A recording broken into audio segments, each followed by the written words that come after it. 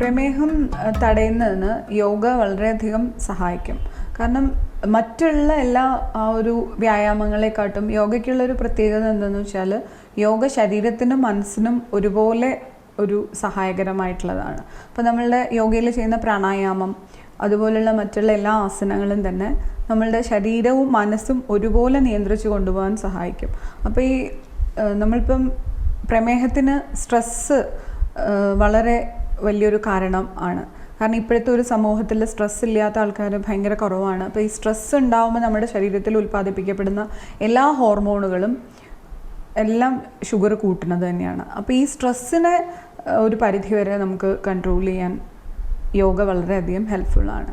അപ്പം അതുപോലെ നമ്മൾ ചെറു പ്രായത്തിൽ തന്നെ നമ്മൾ യോഗ ശീലിച്ച് വരികയാണെങ്കിൽ നമുക്ക് ആ ഒരു നമ്മുടെ വയറ് കൂടാതിരിക്കാനും അമിതവണ്ണം തടയാനും ഒക്കെ യോഗ ഭയങ്കരമായിട്ട് സഹായിക്കും.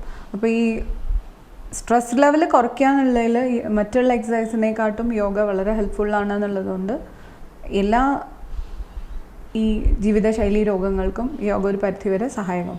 പിന്നെ യോഗ ചെയ്യുമ്പോൾ നമ്മൾ പ്രത്യേകം ശ്രദ്ധിക്കേണ്ട ഒരു കാര്യം എന്താണെന്ന് വെച്ചാൽ നമ്മൾ എന്തെങ്കിലും ബുക്ക് വായിച്ചിട്ടോ അല്ലെങ്കിൽ ടി വി കണ്ട് അതിൽ നിന്ന് നോക്കിയിട്ടോ അങ്ങനെയൊന്നും യോഗ പരിശീലിക്കാൻ പാടില്ല. ശരിയായ രീതിയിൽ യോഗ പഠിച്ചിട്ടുള്ള ഏതെങ്കിലും ഒരു ആചാര്യനോ അല്ലെങ്കിൽ യോഗയെക്കുറിച്ച് നന്നായിട്ട് പഠിച്ചിട്ടുള്ള ആൾക്കാരിൽ നിന്ന് മാത്രം യോഗ പരിശീലനം എടുക്കണം. അല്ലെങ്കിൽ നമുക്ക് കൂടുതൽ ബുദ്ധിമുട്ടുകൾ, കാരണം എല്ലാ ആൾക്കാർക്കും അല്ലെങ്കിൽ പ്രത്യേകിച്ച് രോഗാവസ്ഥയിലുള്ള ആൾക്കാർക്ക് ചില രോഗങ്ങൾക്ക് ചില ആസനങ്ങൾ ചെയ്യാൻ പറ്റില്ല.